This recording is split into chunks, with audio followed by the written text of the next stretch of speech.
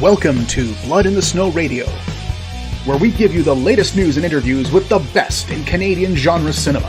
Here are your hosts, Robert Bellamy and Festival Director Kelly Michael Stewart. Things here are continuing at Blood in the Snow 2023, and one of our great friend Ryan is here. Can I get you to introduce yourself? Hi, I'm Ryan Couldry. I know Rob. Yes. You've had quite a few projects at BITS. I have. I'm actually kind of curious as to whether or not, like, what the record is. Because I'm like, maybe there's probably someone else who has more, but surely I'm getting close. The one that comes to mind is Greg Kovacs. I know he was in 7 years in a row. So he's got the win, because I've had 6 films in 5 years. Okay. So, Greg, I'm coming for you. I think it's 7. I'm going to check with Kelly now, because I'm curious, because the last few years, there hasn't been anything from Greg. So I mean, now's my chance. Exactly. Although this is the first year in a while that I don't have anything in BITS. So they probably got sick of both me and Greg. That's what I'm thinking. Nope, we need new people. Forget those guys. Yeah. But that short that you sent me, you have reached your destination. Mm-hmm. That was cool. I think I know where that idea came from. But how did you come up with this story? Well, I mean, I had to think about, like, why it felt like such a compelling story for me to tell, and it's not like there's not like a deep narrative or anything to it. It's very much like a simple in and out film. But originally it sprung to mind based on some graffiti I saw, and not even graffiti that I saw, but someone else I know took a picture of and posted it on, like, their Instagram story, and it was just like a creepy looking little girl with, like, no, like, vacant eyes holding some balloons, and she looked like out of some, not like a Junji Ito, but like something out of like a graffiti. If there was like graffiti for like J-horror graffiti, it looked like something out of that. I'm just like, huh. So I save it to my note keeping system, and like a lot of other things, it's like you write down a dozen different ideas, and whichever ones I'm still thinking of 3 months later, I'm like, okay, I'm still thinking about this. I'm still adding to this. I'm like, it's at the point now where I'm like, oh, it's kind of flushed out. Better like just write it out and see. And after the fact, I probably detected some Junji Ito's The Hanging Balloons in there. One of his, like, really... all of Junji Ito stories are messed up, but, like, one of my most favorite messed up stories of his. And maybe some Levitation from Stephen King, maybe. I'd recently listened to the audiobook for that, so that might have been in my head. Okay. But I think most of it was just, like, fear of, like, smartphones and AI in smartphones, like, leading us astray. Yes. Would probably be the main driver behind it. Did you watch Romy last night? I did watch Romy last night. There's some AI. I was like, I was thinking, maybe You've Reached Your Destination could have been an opener for that. However, Romy and the short film that preceded it, which I forget the name of, but it was a fantastic short film. Like, they both had a much more serious, darker tone to them. Yes. And You've Reached Your Destination is, I mean, like, it doesn't end well for the guy, but it's kind of a bit light and absurd in its tone. It's got a comedic edge. Yeah. Yes. So it wouldn't have actually been a good fit. So it's all good. Especially that last shot. That was cool. Which one? Oh, I can't like that. Like post credits or? Oh wait, there's post credits. Well, there's one little moment in the end credits that if you skip those credits, my dude, you missed out. Oh, with the balloon floating. Oh yeah. Okay, so you did see it. Okay. Yeah, no, actually, it was the phone sitting there covered in blood, and you see people walking in the background. I thought that was very cool. Yeah, I need to. Yeah. I did want to ask, because there was the one shot where he starts to levitate, and I noticed you have it going up, and there's a hand holding the balloon, and it gets up really high. Mm-hmm. How did you shoot that? Well, we shot the whole film. Was one of the films I've fluctuated between like lots of crew and almost no crew, and this was an almost no crew film. So I wanted to plan ahead to make like the effects as simple as possible, while hopefully looking good. And the way we did that was, I literally just we had a green, like we shot him outside, and then it's like, well, we're planted down, like we got the camera on sticks. Easiest way to green screen someone for this is to not shoot that separately. Just someone hold a green screen behind him, because then all the light is matching and stuff. So we got our shots, and then had friends hold a green screen behind Greg, who's my neighbor, and he actually works in greens on film sets, in greens and forestation, he works with plants and soil and grass and stuff to for film sets. It's a neat thing. Hold that behind him, and then it's easy enough to lift him up in post. Oh, actually, yeah, not him per se, But it was the actual shot of the ground lifting. It looked like a drone shot. Oh no, yeah, not a drone shot. That was just a camera on a jib. And like, Really? I put the camera. I did that like several days later because I'm like, I didn't need any help for that one. Just like bring the camera to the alleyway and just put it on like a 10 or 12 foot jib and just like raise it up. And I did like 5 or 6 takes, but one of them there was a gust of wind, and I'm like, oh, that's money on screen. It looks like there with like the leaves blowing through. So it was perfect. So whose hand was in the shot then? Oh, my hand. That was your hand. Yeah, that I shot green screen. Like I shot, like I did that outside as well, because you want to like, when you do like any kind of like chroma keying out, you want to get the light as close to what it actually was as possible. And the easiest way to like mimic outside sunlight is just to shoot it in sunlight. So that hand was green screened in on the jib shot. Yep. Yeah, and then I added gradual blur in post, because like I wanted to keep the camera focused on the ground, so the hand would get blurrier later. So it's just like rack the focus a bit as you go through. Yeah. That was okay. I had no clue that was green screened. Like with Greg, you could see a little bit because you know what to look for. Well, when you look at the green because screen. he's not actually floating. Yeah. So you're like you can like kind of into it, like, okay, she's probably been greened up. But that hand shot, I had no idea. I thought maybe you mocked up a hand on a drone and just went straight. Oh no drone shots. Drone shots scare the shit out of me, actually. Oh really? And I have a drone, but I haven't flown it in years. Just because like. So I got like the DJI Phantom years ago, like when like it first became good. They've gotten so much better since then. But you have one scary experience with a drone, and then you realize, oh, all electronics break at some point. They all stop working at some point, but they all stop working when you're using them. Yep. And with a drone, I realized when it stops working, it's going to stop working while it's in the air. And what it is, it's going to be over people's heads with up to 4 like food blenders spinning at rapid speeds on them. And it's like, you see, I heard one too many stories where like, someone lost control, like the drone, they pressed left instead of right. And the way controls on drones work, it's kind of funky. Yeah, it's like helicopter controls. Yeah, and like you have like pitch, yaw, and tilt, and like, if you don't know what yaw means, you shouldn't be flying a drone. Exactly. And like, when it goes wrong, someone's going to get really hurt real bad. So I was just like, unless I'm flying it in the country with no one around, which, occasionally that could happen. I do that once. And it's like, just no one around. I'm not risking someone's health here because we're just making movies. It's not worth anyone's safety. It's really not.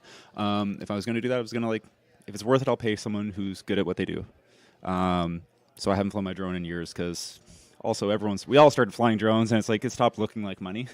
And it's like, oh, your drone shot. I'm starting to hear more and more distributors and stuff saying like, when you have your film opening with that drone shot, I'm fast forwarding.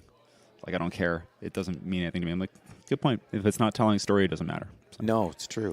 And yeah, you're right about drones breaking down. I run the Comic-Con, and I desperately wanted to get shots in the air of the crowd and all that. So, man, if it goes down, that's what they said. I said, bring in a drone, it'd be great. And they said, yeah, until it stops.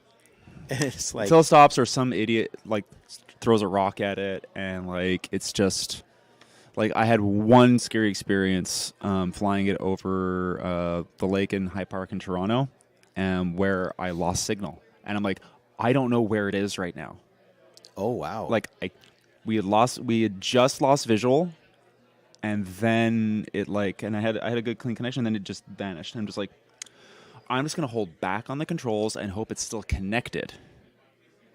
And lo and behold, it was still connected. It came back into view, and it's just like, I was able to like pilot it back down and grab it out of the sky, and it's just like, that was the last time I flew it. So yep, done. Not worth it. So.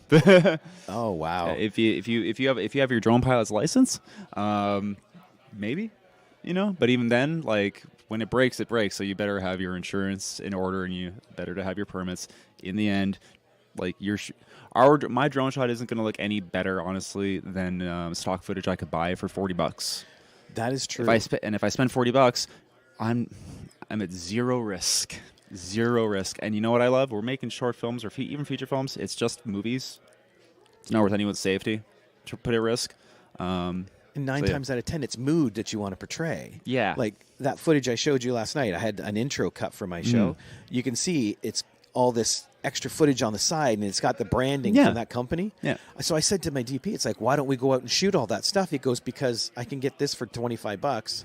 It's going to cost us about $100 to go out and shoot it. Bare minimum. That's just like not counting like just time and the equipment you've already bought to allow to do yourself that, and the time you put in. It's like you could be spending that time pitching what you've got. Yeah, he was just talking gas. Yeah, just gas alone, and it's like this already works, and like it's not. We could go and shoot something, but we're not going to have we're not going to have the real actors anyway. We're not going to have the perfect sets. We're not going to have grips and gas to light. So it's not going to be any better than this. It'll just be different. Yep, it's a tool, and when used properly, it looks amazing. Exactly. Yeah. And it's cheap. Yeah, so like you Which work is with what you got. important in independent film. Yeah. So, anyways, yeah. So it was not a drone shot; it was a little jib. That's cool. That was a big circle around to that conversation. Yeah. I have opinions, my dude. So, what's coming up for you? Like, what have you been working on? I mean, I had like a few years ago. I had like between 2021 and 2022, I shot like 7 films, and that was when I had like back to back at Bits. And 1 year we had 2 films at Bits that opened the festival. And then took not time off, but what felt like time off. Like it was I had about a year where I didn't film anything. So then we did You Have Reached Your Destination, which we just gotten some love from like the likes of like Film Quest, which was like a big coup. I was like, oh crap, that fest is real good when we got there. If anyone gets a chance to like go to Film Quest, go to Film Quest. You get accepted there. Go see Jonathan and Jonna. Tell them I love them. And you were mentioning if I'm that not last there. night. And hopefully it's at the beginning of its festival run, so hopefully that goes a bit longer. After that, so I don't have any films in the festival this year, but I did have 2 things that I had a part in. So at the Bits and Bytes web series and digital oddity screenings, there were some trailers that played before for IPF series. One of those series is You Have Reached Your Destination. No, It Doesn't Show, produced and directed by Bronwyn Szabo. And it's like it's a indigenous horror comedy set around like some really really cool like indigenous Inuit folklore monster Kalupilluit. I'm really excited to be editing that next year when it goes to camera. Oh, so that's going to camera I think in March of 2024, and we're going to be filming some of that in Nunavut as well. So it's going to be a lot of fun. Oh, wow. And Mournful Mediums on Saturday, my friend Liz Whitmere has a film in that called Cold, which I did a little bit of effects work on. So there's a lot of effects in it. I did a little bit of some stuff at the end, just to kind of like help her finish things off. I think it's a beautiful film, and I'm really hoping a lot of people see it. It's got Melanie Scrofano from Winona Earp in it. What's it called? Sorry? What's it called? Cold. Cold. COLD. Yes, I remember that one now. And Peter Callahan is also in it as a gaslighting doctor. He's wonderful.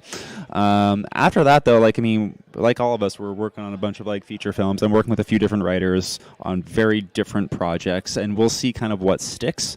Right now, most of my obsession seems to be centered around characters who are like senior women who are either suffering from or being gaslit about things like dementia and Alzheimer's.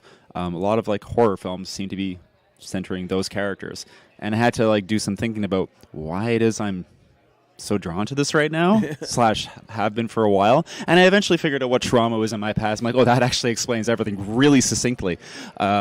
Which we don't need to get into right now. I'll save that for like the Q&As if we get to film them, when people are like, Ryan, why were you the person to direct this film? I'm like, well, I mean, this is why. Yeah. Also, like, no, you want to direct your movie, but be prepared to answer the questions when people ask them. So, excellent. yeah, so we'll see what happens, but like, it's all wait and see. Like, believe it when you see it. When I'm back on your show and you're like, so you're finally back at Bits and you finally have a feature, Ryan, at Bits. Then we can say that, because like, I try and I'm working with different writers on different projects, and I'm not trying to just like throw whatever sticks. It's still things that I really believe in, and I'm willing to like put the time in. And we're just kind of hoping. You don't know what the market's going to want. I think they're all brilliant, and I would love to do all of them. And hopefully that'll be a wild thing. Let's do 4 films next year. No, not going to happen. But if we do 1, I'll call that a win, because like it's so hard to get any movie made. Which is why I say there's no such thing as a bad movie. Like, no matter what you can say, it might not be for you, but like they still made it. So that's why it's art. It's all subjective. Yeah. So, well, thank you so much for chatting with me. It's always a blast. Thank you for having me, Robert. We've been talking about doing this for a few years, and I keep not showing up. Dodgy. So I decided right? well, I mean, it worked for so long, and then this year you called me, and I'm like, I don't even have a film in the festival. Like, I don't care, Ryan. Coming in, you're waking up, you're getting the free coffee. You're going to do this. But thank you for having me, Robert. Hey, anytime. Yee.